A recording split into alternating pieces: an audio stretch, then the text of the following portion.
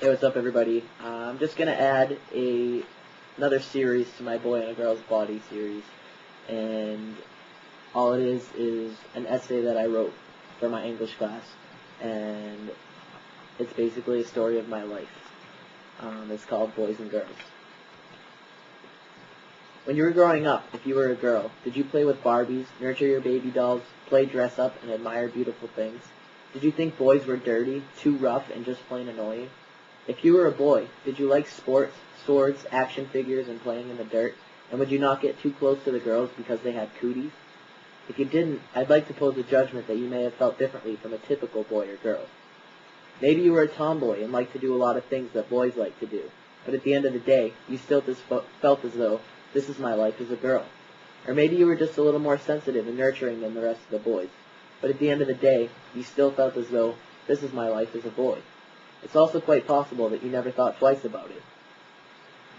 The first 5 years of a child's life is when they are most true to themselves when trying to figure out their likes and dislikes. Unfortunately, society has already narrowed down for them what a typical boy and typical girl likes and dislikes. How is a child supposed to make a personal judgment of their favorite color or their favorite types of toys if from birth they are already being influenced by what society characterizes as boy things and girl things? What if gender, male or female, is not the same as its anatomy? Is society forcing gender upon children by sex because it's typical to do so? At 3 years old, I discovered my anatomy while my mom was giving me a bath. "I have a hole down there," I said. "Yes, honey, you are a girl, so you have a vagina," my mom replied. I must have been confused. "Nick is a boy, so he has a penis." I didn't see myself any differently than I saw Nick. We weren't just neighbors, we were best friends. We rode bikes together, went on adventures, played cops and robbers, even took dance class together. Once again, only this time by the dance teacher, the difference between Nick and I had been pointed out. He got to wear a tuxedo and I had to wear a tutu, a pink and white tutu. I was 2 years old when we started taking dance lessons. For the next 2 years, I begged to not wear dresses, tutus, or girls' outfits. I would come up with every possible excuse to not have to wear them. I was so embarrassed. Seeing myself as a little boy and having to wear a tutu in front of hundreds of people felt like the worst experience of my life. Why didn't Nick have to wear one? Why didn't the world treat me like the boy I felt I was? When I turned 4, my mother realized I would never get used to having to wear a dress at my recitals, so she gave me the choice to stop dancing.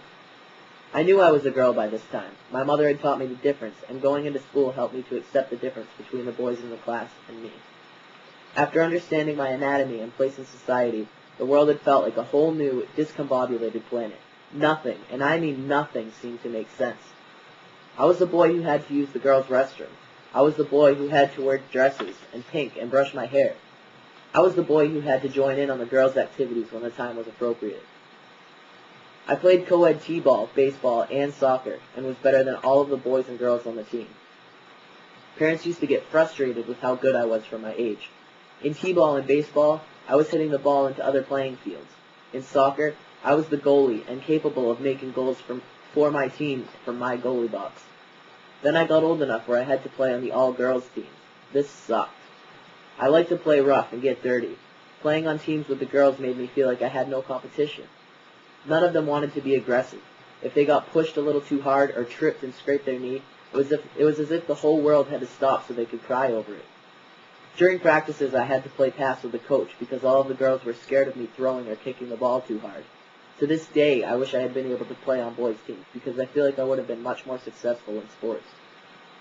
By this time, my mom was not only giving me the choice to wear clothes I was comfortable in, but also gave me the choice to cut my hair the way I wanted to, which was short. Up until 5th grade, I had short hair. In 6th grade, I decided I wanted to attempt to be like the rest of the girls. I grew my hair out, let my sister dress me up in the dresses before school, and even let her paint the fingernails that I would chew off on a daily basis. They still looked like boys' hands to me. I will never forget being all dressed up at 6th grade graduation. When I say dressed up, I mean dressed up. Braided hair and zigzags all the way down my scalp, a maroon dress with silver dragons all over it, matching fingernail polish, makeup, and 3-inch silver high heels. I got complimented by my classmates, teachers, and even parents at the graduation. I felt so confident and passable as a girl, even though I felt incredibly stupid being all dressed up. Because my confidence had been boosted by compliments, I built up the confidence to ask out a boy whom I thought was really cute. I don't go out with boys, he clarified. I spent the past 8 years of my life being convinced by everyone that I was a girl. This very day, I had looked and felt more like a girl than I ever had in my life. Now people want to start calling me a boy? I had never felt so horrible about myself at that moment. I ran to the bathroom crying my heart out and holding my eyes as if they were about to be washed away by the current of my tears. I ripped off my dress, scrubbed off my makeup, threw my hat on, and began scraping the nail polish off my nails with my teeth. I had been so confused my entire life, but never that confused.